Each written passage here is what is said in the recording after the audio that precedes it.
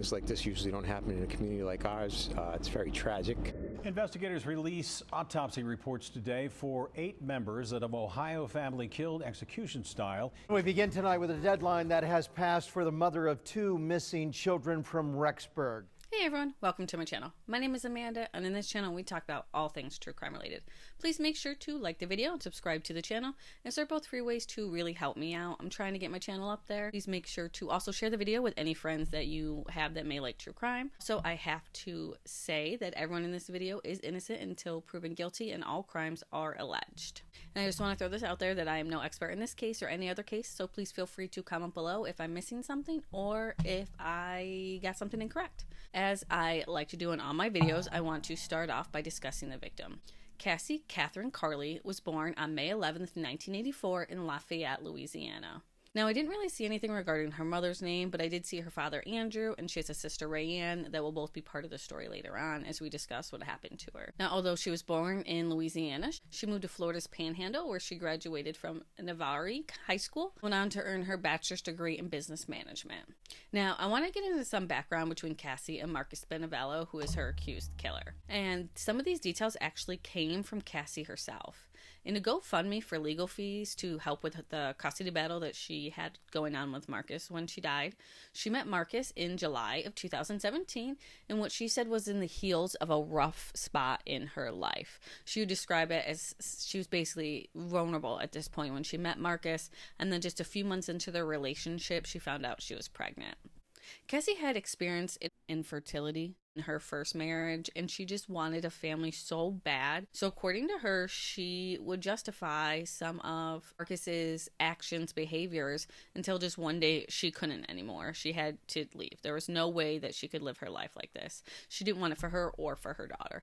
But this is when a bitter custody battle started over their daughter, and led Cassie to having to start the GoFundMe to help raise money for a lawyer. At one point, Cassie said that Marcus took her daughter for 2 weeks without having any contact with her, and that he would call CPS and report false claims. Now let's get into what happened to Cassie Carli.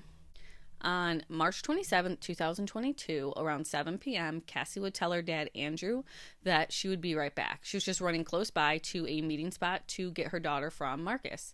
At the time of her disappearance, Cassie was actually living with her father.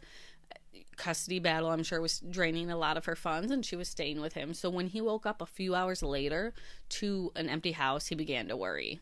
He repeatedly called and texted Cassie, only to receive a message back saying that she was having issues with her phone and her car, and she was staying with Marcus, who was helping her fix it. Now, this really did not make Andrew feel good because he knew the relationship between Marcus and Cassie, but at the same time, what was he going to do? He said that he would go to bed and decided he would check in on them tomorrow. So the following day, Andrew and Rayanne, like I said, that was her sister, would continue to call Cassie, but those calls that they were making would go straight to voicemail. So Andrew decided to reach out to Marcus himself. However, Marcus wasn't going to answer any of the phone calls either, only texting him back.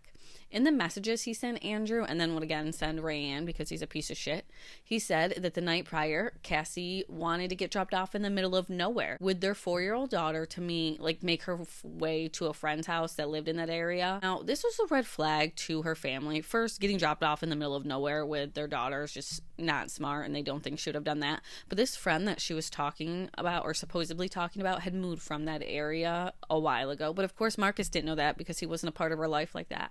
However, he said that he dropped her off and kept their daughter. Now, of course, the family wanted to be safe, and they checked in with his friend, who confirmed that Cassie had not arrived there. She was not expecting Cassie to be there, and she has not heard from her recently. This would make her family only worry more as time went on. So after the time came and went that she would normally be returning home from work, her family knew that they just had to report her missing. Around this time, they would be posting social media pleas looking for their daughter, sister, dedicated to Cassie, and they started to gain action. This is where a lot of people heard about this. This is where I heard about this. This is why I thought about this case a lot, like Mayor Gingles, which had me thinking about it. Like, where is this case now? I haven't heard a lot about it since the initial situation happened. So that's why I decided to cover it. Within the first few days, Cassie's car was actually found in the same spot where the meeting was, and her purse was found inside. So that obviously is a red flag. Then on March 29, 2022, the Santa Rosa County Sheriff's Office officially announced Cassie Carli as a missing and endangered person. Her family and friends would also begin an organized search on this day to search the area around where her car was found. Thankfully, it was confirmed that the 4-year-old daughter that Marcus and Cassie shared was safe with Marcus and was located in Birmingham, Alabama with her father. Now, her family knew something was wrong, and they were trying to do everything they could to get Cassie's name out there, and there was no doubt in my mind, or if anybody looks into this, if you look now, how much Cassie is loved. They miss her every day. It's heartbreaking when someone loses someone this way. It's heartbreaking. Don't get me started. Tonight, 37-year-old Cassie Carli is still nowhere to be found. We want the world to be looking for Cassie. The mother from the Florida Panhandle has been missing since Sunday. Anything you see to keep Cassie's name out there, we want to be as loud as possible. Rayanne Carli told 8 on Your Side she's certain her sister did not send these text messages from her phone the night she vanished. The text messages my father received from my sister's phone were nothing of typical speak my sister would have said. The following day, on March 31st, 2022, the Santa Rosa sheriff would do a press conference discussing Cassie's case, and he pointed out some details that he believed were worrisome, such as the fact that Cassie's purse was found in her car, that there has been no cell phone usage or credit card activity that they know of since Sunday evening, the last time that she was seen before 7 p.m. going to meet Marcus Spanevelo. The sheriff also confirmed that the investigation into Cassie Carli's disappearance was going beyond Santa Rosa County. Then, on April 1st, Marcus Spanevelo would be booked into the local jail after he was arrested during a traffic stop in Lebanon, Tennessee. He was arrested for tampering with evidence, giving false information concerning a missing person investigation, and destruction of evidence. The sheriff confirmed that the tampering with evidence charge was getting rid of Cassie's cell phone, and as for the misleading information and providing it to police, he said that Marcus provided multiple misleading statements regarding where he was and what he was doing the night Cassie disappeared. And then sadly, 2 days later, police would confirm that they had found the remains of Cassie Carli in a shallow grave on property tied to Marcus in Springville, Alabama. Development in the missing person case in Navarre. First off, I'm joined by Mark Alderman from the State Attorney's Office. So Cassie Carli, who's been missing now for about a week, we discovered her body while executing a search warrant in Alabama. It was in a barn in a shallow grave.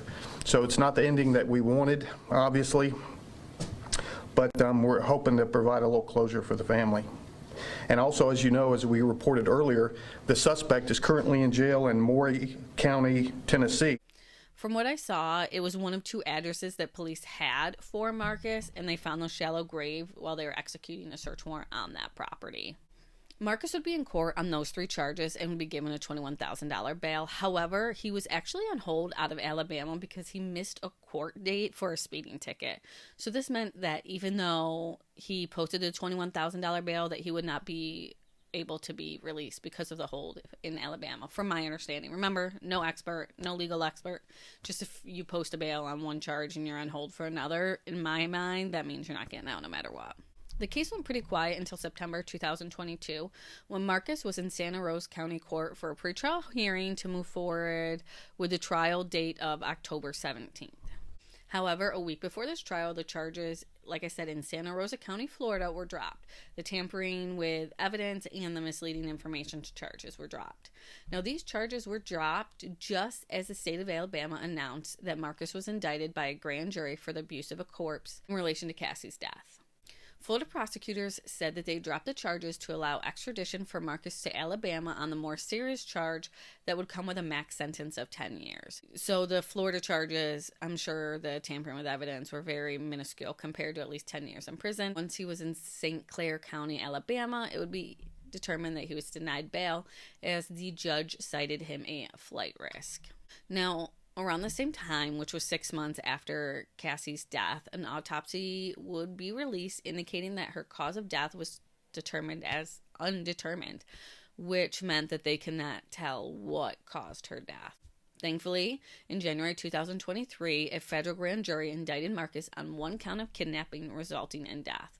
Now, this would be the first real charge in connection with her death, and this charge is punishable by life in prison or death. Again, there was really no movement in any of the cases until January of 2024, when Marcus was set to be heard in St. Clair County for charges regarding the abuse of corpse charge, but this was delayed. And from what I saw, it was delayed because there was no request for him to be moved from federal custody into St.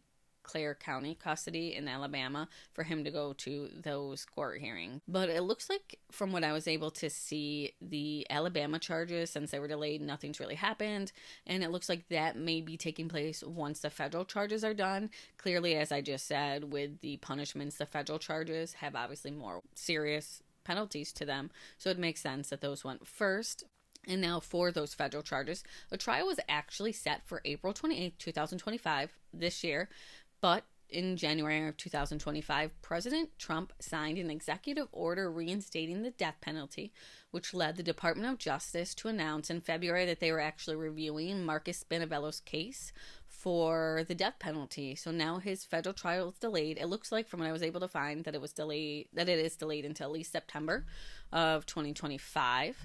And my heart goes out to Cassie's family. This has been such a long road for them already, that they never wanted to deal with this. They never asked for this, but they're fighting for justice for Cassie and pushing through to the trials ahead. They pushed to have the Cassie Carli law passed in May 2024, which requires safe, well-lit, and recorded locations for custody exchanges at police stations, because this should have never happened, and hopefully it can be prevented from happening to anyone in the future. But that's all I have as of right now. Like I said, the Florida charges were dropped. The Alabama abuse of a corpse charge is basically on hold pending until the federal charges, and now the federal charges for kidnapping and the resulting in death, which he could actually face death for, because like I said, death penalty has been reinstated at the federal level because that was kind of taken away back in 2021. Now it's back. They'll have to review the case. So they're deciding if he's eligible to be put to death or if he will just face a maximum sentence of life in prison. But as he goes through justice, I will go ahead and make sure to keep you guys updated. If you've made it this far, I truly appreciate you. Please make sure to like the video and subscribe to the channel. Until next time, stay safe out there. The world's an ugly place.